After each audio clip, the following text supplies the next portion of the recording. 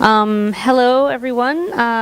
So this slot, we're going to have a panel to discuss the future of Linux applications. So my name's Heather Ellsworth. I am going to moderate the panel, so ask a bunch of questions.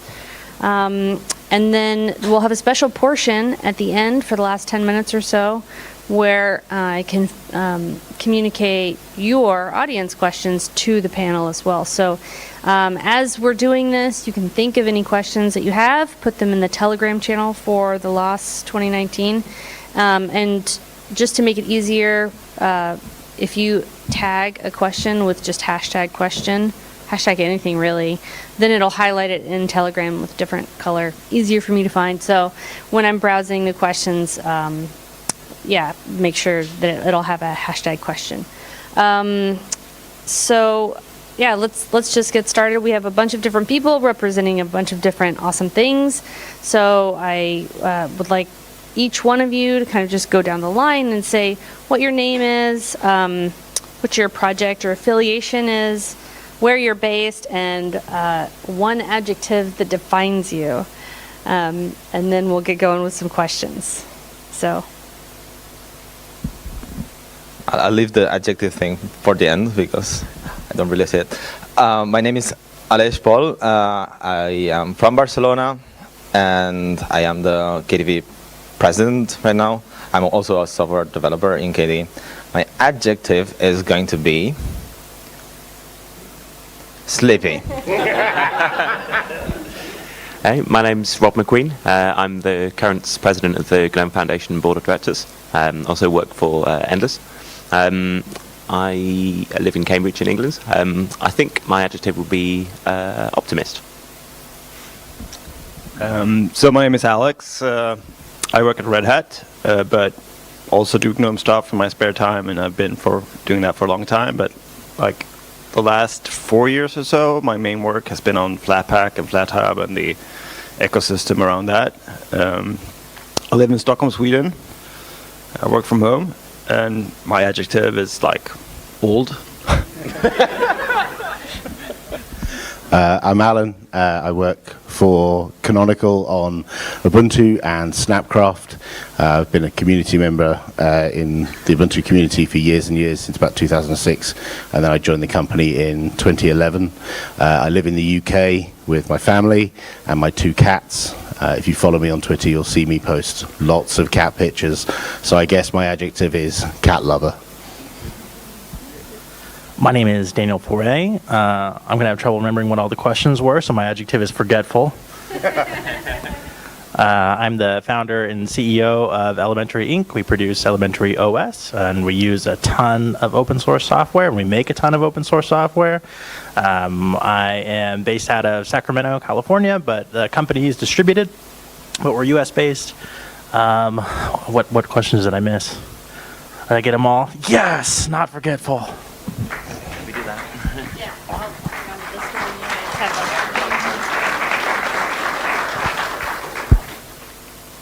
one. Okay, so that's your microphone. This is my microphone. All right, so I think a really good question. You all can hear me, right? Yeah? Okay, cool. So this Linux App Summit is the first time that it's been joint hosted with GNOME and KDE. So targeted to GNOME and KDE, why did you decide to come together to host LAS this year? And is this a partnership that we can expect in the future? And how will it affect the app ecosystem? You can answer any, all. So maybe Aleix and Rob, you can kind of take to answer. I think the main thing is that I think in the media and maybe in the wider community, there's this portrayal that KDE and GNOME should always be like at each other's throats and like fighting against each other and things. But the reality is that actually everyone in KDE and everyone in GNOME is motivated by the same thing, right? We're all actually lovers of free software, lovers of the free desktop, and we want to go out and encourage more people to use free software and to sort of make the world, make an impact on the world in that way. So looking at apps particularly, I think both of our communities have identified this is a bottleneck to how we can engage people into the Linux desktop and how we can get people in and grow what it is that we're doing. So to me, in the board of GNOME, it made perfect sense that we would kind of look for something bigger than our particular desktop platforms and things, and actually pull together and say, what can we do together for Linux on the desktop? So me, it made great sense, and I hope to continue this cooperation. But the reality is, there's a lot of it that goes on, on various technical and design and marketing and things levels where the communities work together because we are working on this bigger picture together. My answer is going to be much more egoistical, which is I have been always very frustrated about how hard it is to get my applications to the Linux users, and the more involved I've become with higher levels in my organization, and more involved with working with more people, I've seen that they're also frustrated this way, and for me personally, I was kind of jealous that no one was doing the LAS before, and I joined them, and it looked like we could work together, and I think that we're making overall something that is bigger, and that it could become bigger over time, because in the end, I think that what matters for us that when people are sitting down with a Linux device, they need to be able to do everything they want to do, and the way to do that is to make sure that there's not quirks and little details that will stop them technically from reaching where they want to go. They just can do it because we're doing kind of the same. And in the spaces where we're not doing the same, we need to just acknowledge that it's something different, it's some kind of diversity that we have, and embrace it however we can. And I definitely see this going along in the future, provided logistics happen. Yeah. Good. Yep. All right. So all of you have been in the communities for a long time, and I'm sure you've all recognized that we need to improve upon diversity. So if you could each kind of briefly, because we don't have infinite time, right? Speak to how you think that we could improve diversity. This is geological, it's across, genders and, colors and everything, all kinds of diversity. So if you could briefly, just what could we do as a community, as a Linux app community, to increase the diversity there?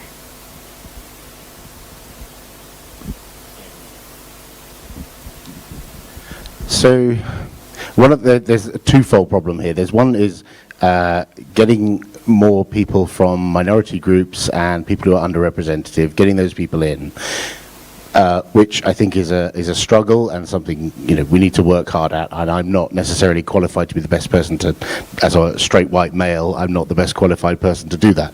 But the thing I do notice is the flip side, which is making it welcoming so that we don't turn those people away, so that we have in place, whether it's a code of conduct or policies on ways we want our communities to behave, online and offline, whether it's like in meetings like this or on IRC or in forums, and just encouraging people not to judge people by their gender or background or ethnic diversity or whatever it might be, but making it a more welcoming place. I think there's two parts to it, and having those code of conducts enforced is also an important thing. And I think one of the problems we've seen over the years is we don't enforce those code of conducts strongly enough. And we let things slide to the point where people who we really want to be in our community get frustrated, get upset, get offended, and just walk away, and we lose people that way. So I think there's two sides to it: welcoming new people and making sure that once they're in, they don't get pushed back out again by other mean-spirited or ill-behaved people in our communities. So I agree with all of that, and I think our behavior is important. But I also think another thing is important that we have not really looked very much into, in that people who are not, Europeans that have a lot of money and spare time and vacations might not be able to work on free software unless there's a monetary gain from it, right? you have to somehow support your family, support yourself. So I think having a way to make money somehow your work on open source is important. And I think we kind of have ignored that. Even some people think it's evil or whatever to make money off free software. I don't think that is evil at all. I think it's very important for a large fraction of the world's population. Yeah, I think one of the problems that we face is just looking at this panel right now is that our leadership isn't very diverse.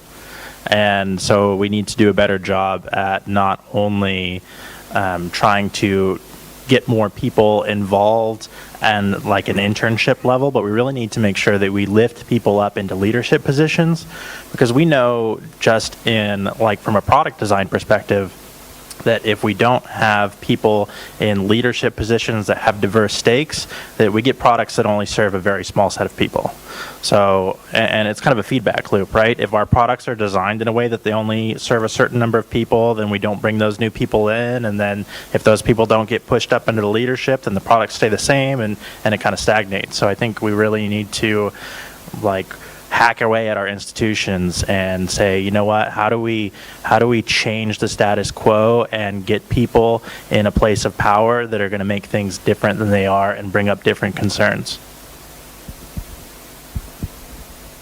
Yeah, the GNOME board has made this diversity and inclusion a huge priority for this reason, basically, that we need to not only kind of reach outside of our kind of normal communities and try and bring people in. So we're trying to move the Guadec conference around the world so that we actually can interact with different communities and actually find people from different places and speak to them and understand their problems with computing and what do they need to achieve.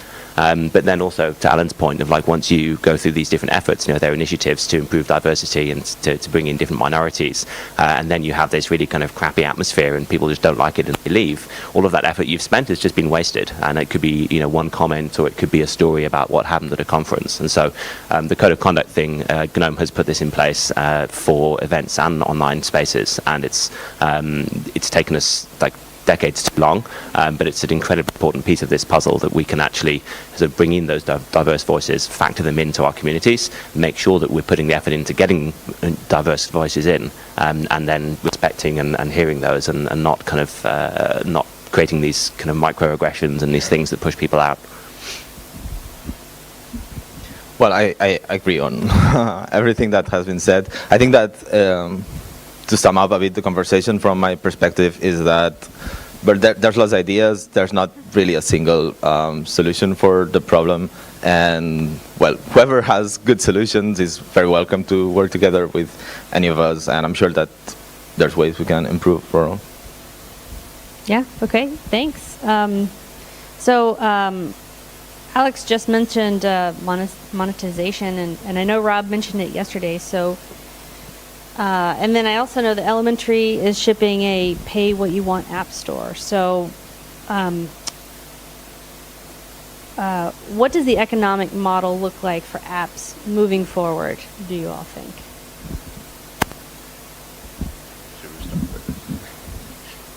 Yeah, I think that it's interesting because it's been pointed out that some people have this perspective that making money in this space is somehow unethical, and so it's been kind of an uphill battle within our own community to build a consensus that like making money is something that we should be trying to do.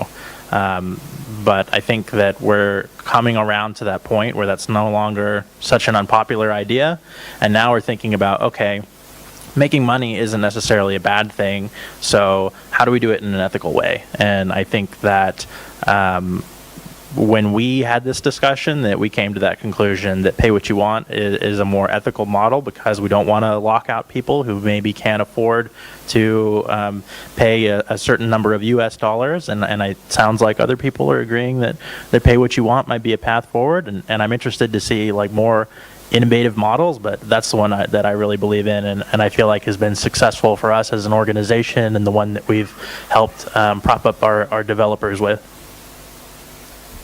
So at Canonical, we've created app stores multiple times. We had a the Ubuntu Software Center, which around the era of Ubuntu 12.04 or thereabouts, and developers could publish applications in that store and charge for it. But there were a number of problems with that. The minimum cost due to our payment provider was far too high. It was like $4.50 or something was the minimum price. And you had to package everything as a deb. So you had to become a Debian packager, even as a developer of a game or something, or a developer of a simple little utility. You had to get over that hurdle of becoming a Debian developer. So then, future, we had Ubuntu Phone, RIP, which also had a pay model store, so you could publish click packages in the store, and we learned a lot from both of those experiences of having paid app stores, which meant that right now in the Snap Store we haven't yet implemented payments, partly because of the lessons we've learned so far, because we want to do it right, and partly there's a different model now. Whereas in the past, you used to go into a store and buy a box that had discs in it, and you go to a person and you pay for it and you walk out with a box. Nowadays, people don't so much pay for software as they pay for services. Like, people don't pay for Spotify, the app. They pay for the subscription service to listen to the music. You don't pay for Slack, the app. You pay for history in your Slack channels.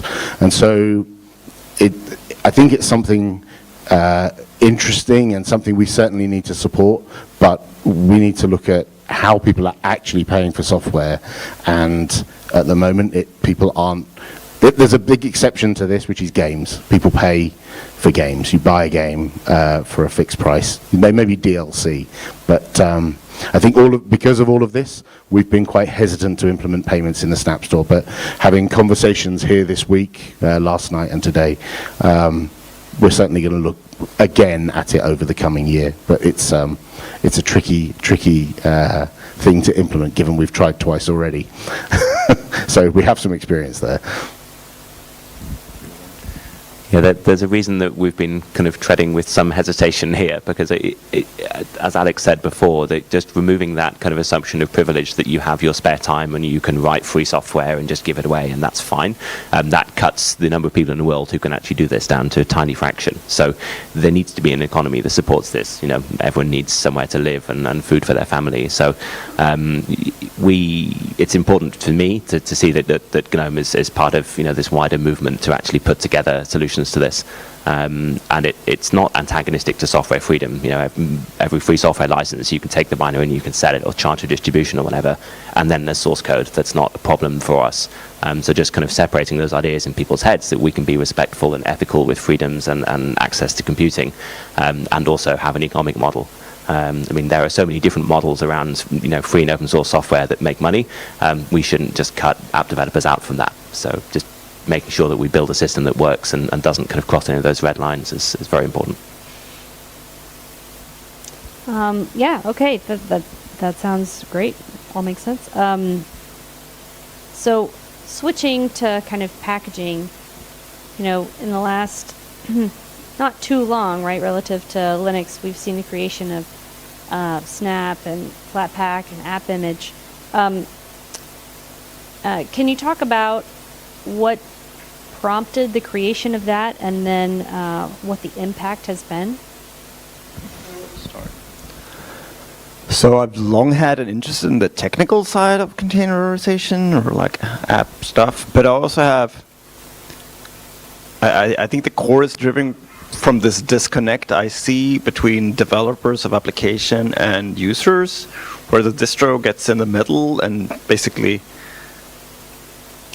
prolongs the cycle of releases and increases the distance between app developer and their users. And my work is mostly really targeted against app developers, where obviously users gets to take advantage of it, but like the point is, if app developers can easily produce their apps and ship them to their customers or users and get feedback, and we can like improve this iterative loop where feedback from users get into the developers' hands, and then they can fix stuff, and they immediately get into the hands of the users, and we can just improve the development model a lot, and make more and better software. And I think that's the basic for all my work in Flatpak. Oh, plus I like the technical aspects of it too.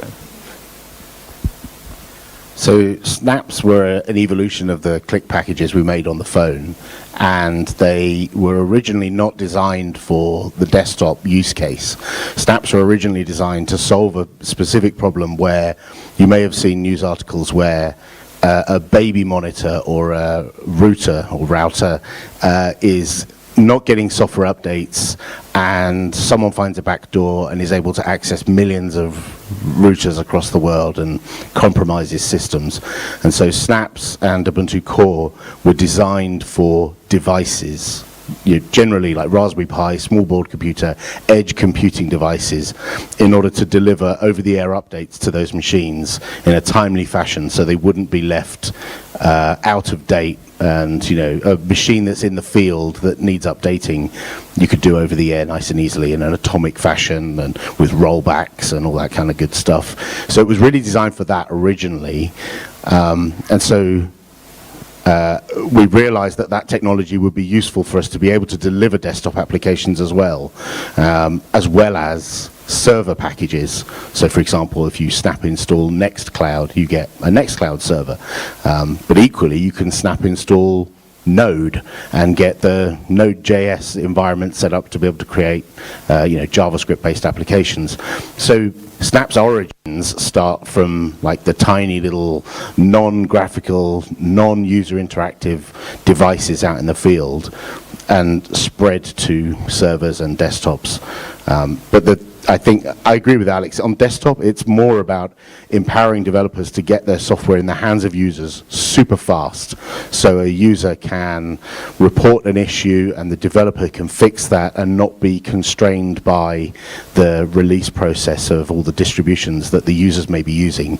The developer can push an update and the user gets it, potentially within minutes, which is a very compelling argument for software delivery. Like, I have no idea what version of Spotify I have on my Android phone, and I don't care. I just want the latest version of Spotify. And the same goes for my desktop. I don't care what version, I just want the latest one. And a significant number of users out there want the same thing. They just want the latest shiny, that has all the latest bug fixes, all the latest security updates, and they don't want a gatekeeper Linux distro holding back those updates along the way. So we haven't been involved in the creation of either of these formats, but we've been really heavily researching the last couple years where we want to go as an organization with regards to packaging. And for us, the absolute most important aspect of these new formats that are emerging is kind of this trust issue. And we had this model before where we implicitly trust every package that we install on our system, and we trust that someone has maintained this in a way that makes it safe, that makes it stable, that makes it respect your privacy.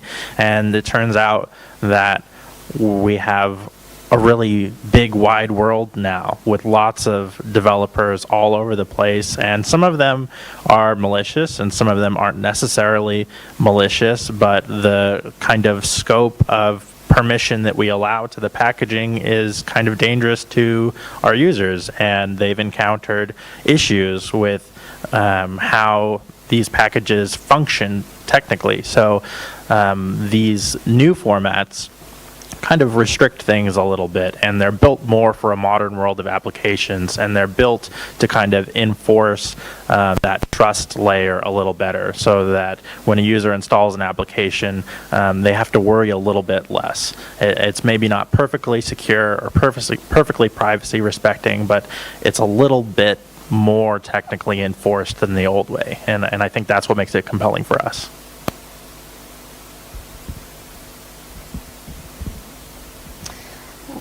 All right, thanks.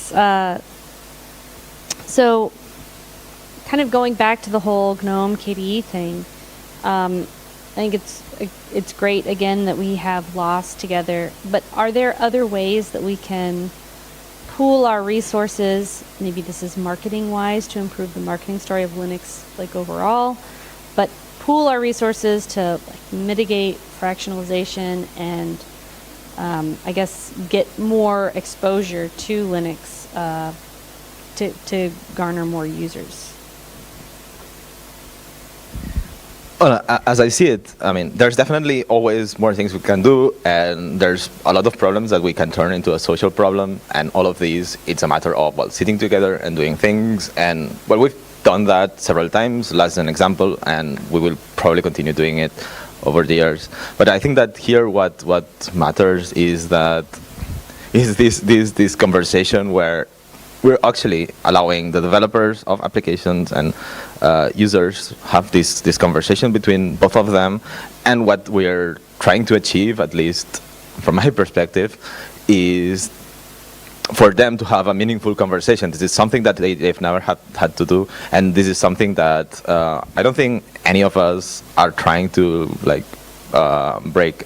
GNOME and KDE and Elementary and all of us, we need to keep working together, and we will continue doing so at so many levels, like Wayland and standards and well, promo even. But what matters is that when people create things, well, they can reach the users in the best of the conditions.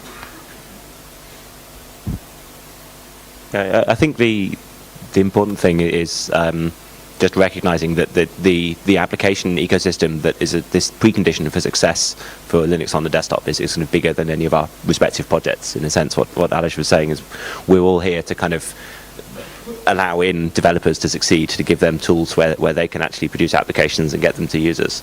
So this is already a kind of very kind of cooperative effort.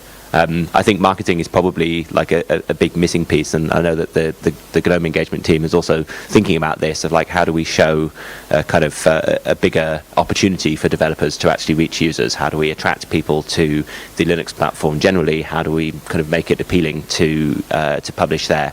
Make it easier, obviously, you know, the tooling and the kind of the friction that we have. But then just telling that good story, right, of, you know, if you come here, then we have tools that you can use to succeed. We have users that you can reach due to the different channels and distributions and platforms that we have. So, yeah, I think there's more cooperation, but things like LAS and just working together in, you know, Flatpak runtimes and, you know, platforms on Snap Store. You know, there's so many different technical pieces we're doing, but just building that bigger picture and just selling it is very important.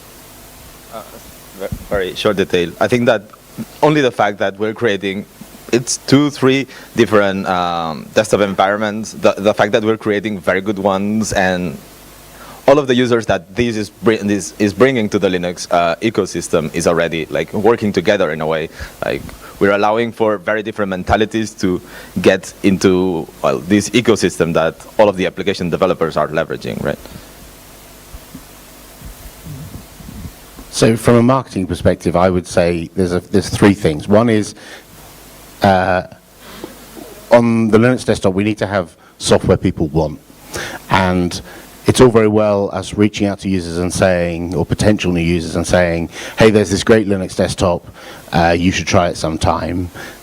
But when the question, you know, can I install this application for my light bulbs, or can I install this application to talk to my friends, or whatever it is, we need to have those applications there. So like we reach out to big software vendors and try and convince them to put their software in the Snap Store, and that's a hard process, because we all know what Linux desktop market share is, and trying to convince a software developer to spend engineering effort to publish their software and support their software for those Linux users is hard. It's a hard thing to do.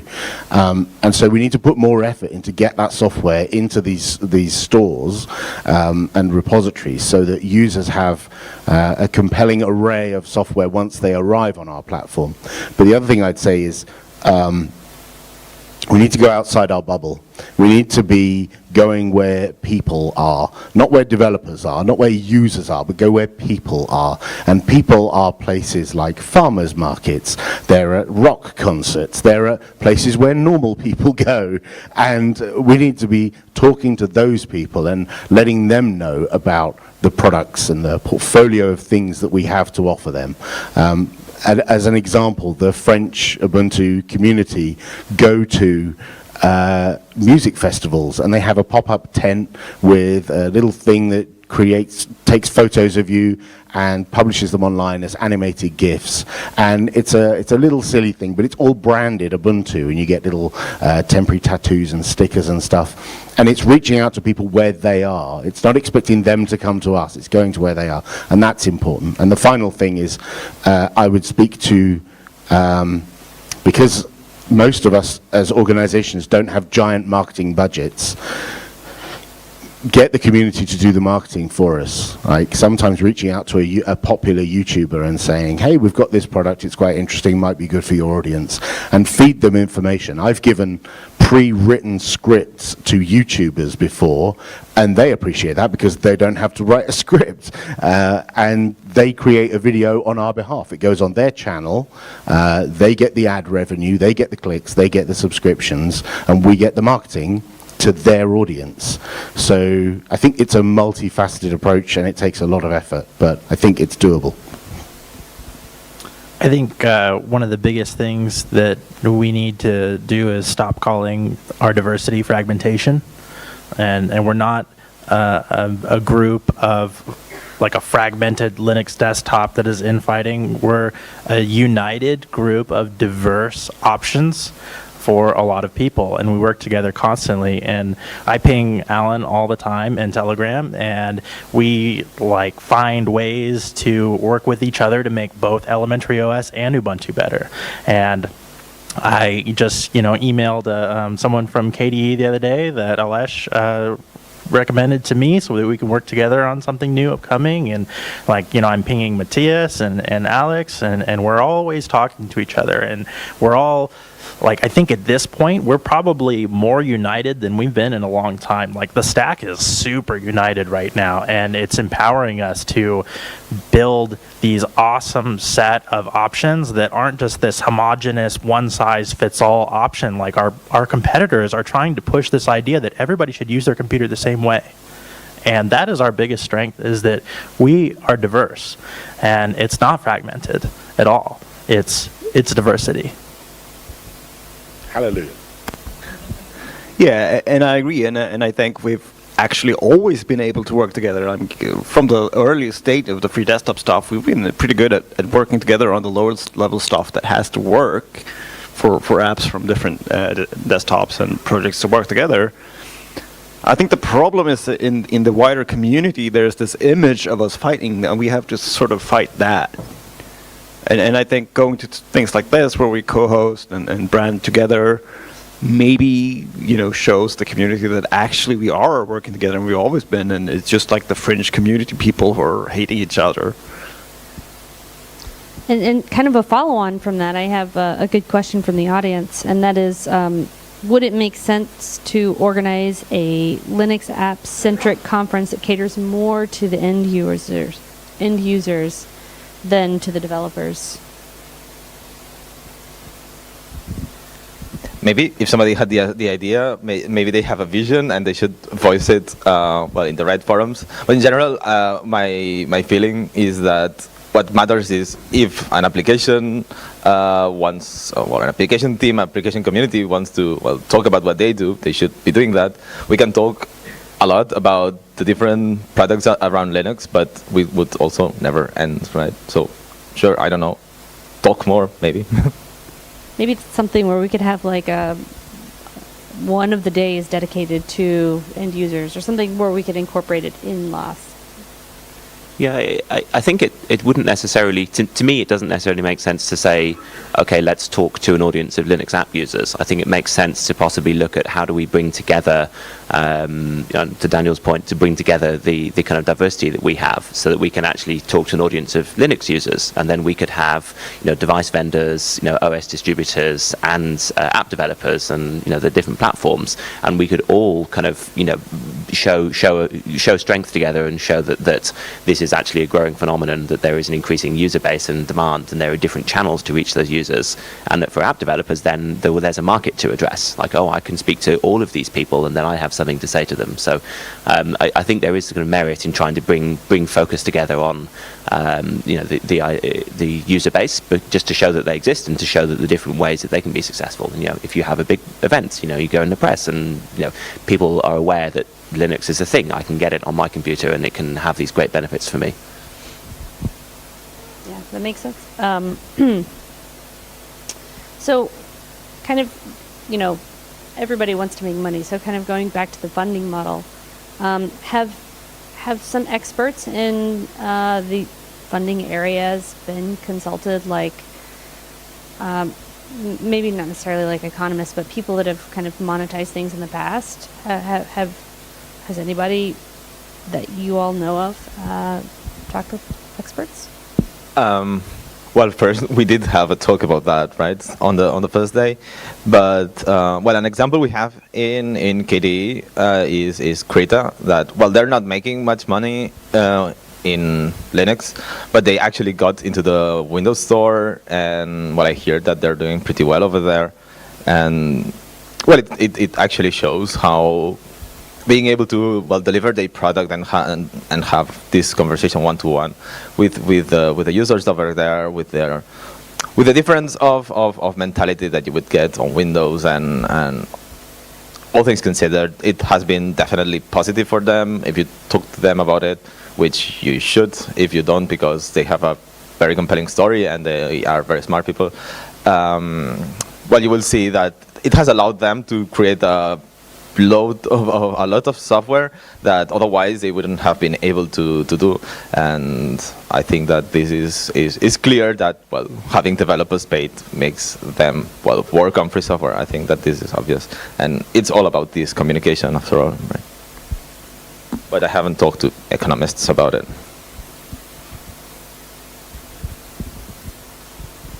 So I haven't talked to any economists, but a lot of people might not know that my background hasn't always been software. I actually, I spent a lot of time in restaurants, and I managed a small pizzeria for a while, and I worked my way up at another restaurant where I was working pretty closely with the CEO on kind of their branding and marketing and strategy and things like that. And so I have a background that's not just in producing open source software, but in kind of looking at things from how do we make a business that's successful and self-sustaining. And so I think that you don't necessarily need to look at scholars or economists or anything to have a little bit more of a practical business sense, and just getting people that have a different perspective of how do regular small businesses run in the world, and let's look at our organizations kind of from that perspective a little bit more of we need to have a self-sustaining business. So I don't know about the economics as in speaking to economists, but I speak to developers a lot, and we had a software developer reach out to us and say, we've got an application, we'd like to spread it among the Linux community, we think the Linux users would like it, can you help us? And so we helped them package their application up, we put it in the Snap Store, and we wrote a blog post about it, we did social media posts about it, we featured it in the desktop app store, and that drove users to install the application. Now this particular application is a subscription service, so you get it free for 30 days, and then if you like it, you pay. And they were really hesitant, their leadership team were really hesitant about putting in the investment to port the application to Linux, because they weren't sure that they would recoup that investment. And thankfully they have, partly because we promoted it so much, and we featured it and did social posts and all that kind of stuff to raise awareness among the user community that this thing exists and it's good. And so we could leverage our social media presence and the eyeballs that are on our blog in order to help that software developer. They've written Medium posts and blog posts to talk about how it was a success and how it was difficult, Because the elephant in the room is we don't have a huge market share. And so, as Alesh was saying, you publish an open source application in the Windows Store, and if it's a good application, you're probably going to get more installs of that application in a few months than you will in maybe a few years on the Linux desktop, or maybe ever on the Linux desktop. And so we need to be mindful of that when we're talking to developers and not overpromise that they're going to make millions selling their desktop application to Linux users.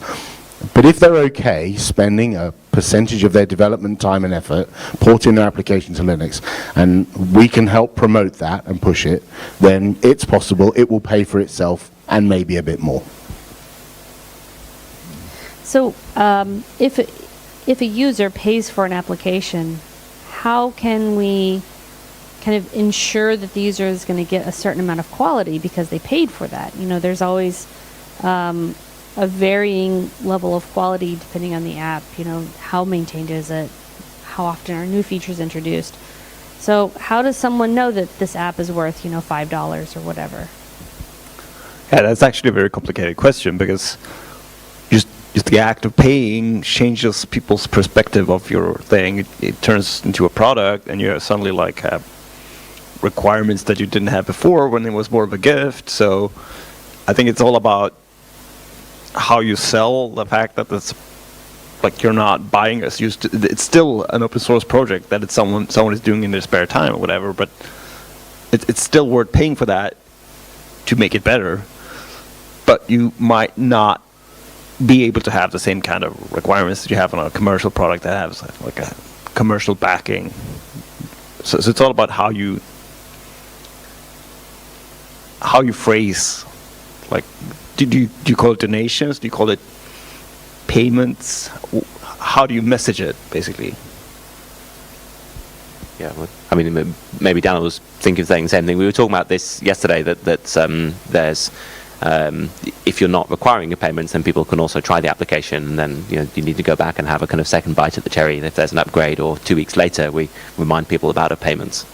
So there are different ways to kind of change the transaction so that you could either get a refund or get a free period and a reminder later. But to sort of nudge people towards supporting the applications they're using if they keep using them and they find a good experience there, but not to sort of create this kind of pressure, like, well, I paid $5 and this is terrible, and so there's a kind of a balance that we need to find there. You know, something that's interesting that you kind of always have to consider the history of things when you're working on things, right? Because somebody else has always solved this problem, and we don't want to solve the same problems over and over again. And we find that, like in our regular markets, that governments have created regulations, right? And we have regulated products, and we have consumer protections, and that's kind of how we know that we can go to a grocery store and we can buy a piece of fruit and that it's not going to be poison, is because the government has enforced the regulations, right?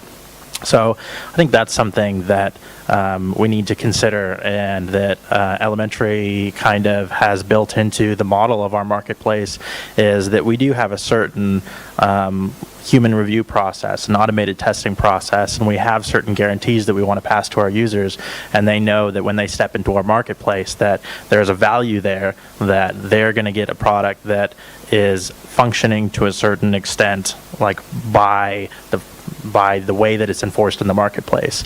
And I think that's a big part of guaranteeing that value, is that kind of regulation, kind of curation concept. There's also some additional value that the app developer gets from Linux users, and we had this from the story I previously told. The developer published their application for Linux and then said to us, actually publishing for Linux is beneficial to us, not just for the monetary side, but actually the Linux users give us better bug reports than the Windows and Mac users. They write more articulate, more detailed, more well-structured bug reports that are actionable, and we can actually fix them, that will benefit the Windows and Mac users as well. So there are side benefits to this that are not just monetary. And if a Linux user reports a bug and it gets fixed and benefits a Windows user or benefits like 100 Windows users, those might turn into paid users, and it keeps the cycle going. Yeah, okay. And we're almost out of time, but there's a question that's quite popular in the crowd. And so are the members of the board here still interested in the freedesktop.org project? And if so, then can we push that harder to create a central developer workflow, or would we need a new platform to do this? I think the Free Desktop project, which I've been sort of variously involved with over many years, it has almost a kind of dual identity, and it actually started from this cooperation zone between GNOME and KDE to agree on standards about icons and launchers and things. And it also then became a kind of natural home to host infrastructure components that were also shared. So a lot of the Linux graphics stack, the X, Wayland, Miso, all of these things live in Free Desktop. And in a sense, because there are more developers and more activity there, that's sort of the status quo of that organization, is it hosts those projects. So it's kind of the folks who are running it and are kind of choosing what happens on Free Desktop are those folks who write those infrastructure pieces. I don't know if we kind of need to go and reboot a little bit and maybe sort of elevate some of the activities that we're doing here and say, well, actually, we're going to move these, outside of GNOME and KDE and actually put them into Free Desktop. So that's one possibility. And the other one is that we then kind of reach above GNOME and KDE and create a different structure that's talking specifically about this app story. They're both possible. I mean, the first thing was we need to go and speak to the people who currently run Free Desktop, and then see what they think, right? And they're like, well, no, I'm happy with my, libmisa. And then, okay, well, maybe we don't go there. But it kind of started doing one thing and ended up doing another to some extent. I think a much simpler answer would be, we need something over there that is a shared space. It can be Free Desktop. If some of you feel tied to Free Desktop and want to work together better than we are doing nowadays, come forward and we will make Free Desktop this space. If Free Desktop, the people involved in Free Desktop today don't want it to be this space, we will do the desktopfree.org or freedom of desktop, whatever. We need something. It can be Free Desktop. It really doesn't matter. Yeah, I mean, they're very friendly people. It's just that for us to be doing the work there, we'd have to just go over there and do it. But the people are doing the work wherever they're sitting. So, and the very fact that we're calling they instead of we is, well, symptomatic, right? So we're pretty agnostic in terms of desktop technologies. Yes, our default desktop is GNOME, but our repository contains many different desktops, and we have many users who use Kubuntu and Mate and many of those things that leverage stuff that's in the Free Desktop world. In terms of the developer documentation and developer portal kind of things, we've tried this in the past. It's really difficult to do for us because we're so agnostic about what other technologies people use and what desktops people use. Unlike, I'm sure Dan will mention, they have quite an opinionated, strict, these are our developer guidelines and here's our recommendation. We're more relaxed. We've tried this in the past to do developer documentation that say, use this language, use this toolkit, here's how you do it. But then someone comes along and says, but I want to do it with a different toolkit, or I want to do it with a different language. And then the documentation proliferates and nobody keeps it up to date and it just falls by the wayside. So we've kind of given up with the idea of creating a developer portal of documentation within Ubuntu, but I'd love for us to collaborate on something for Free Desktop and move that forward. That would be awesome.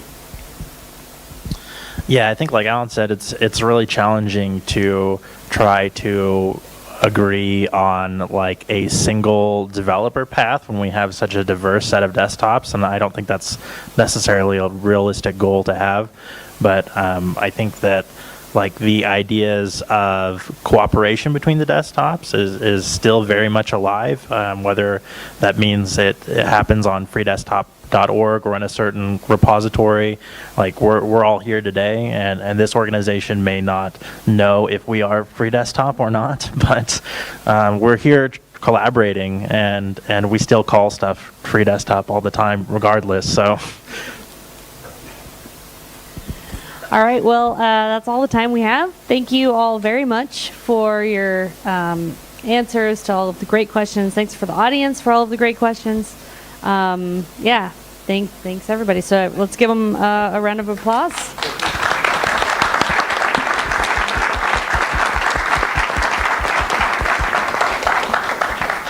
And thank you to Heather for moderating. Oh yeah, thanks. So now we're going to have a short break and then see you all back here in a bit.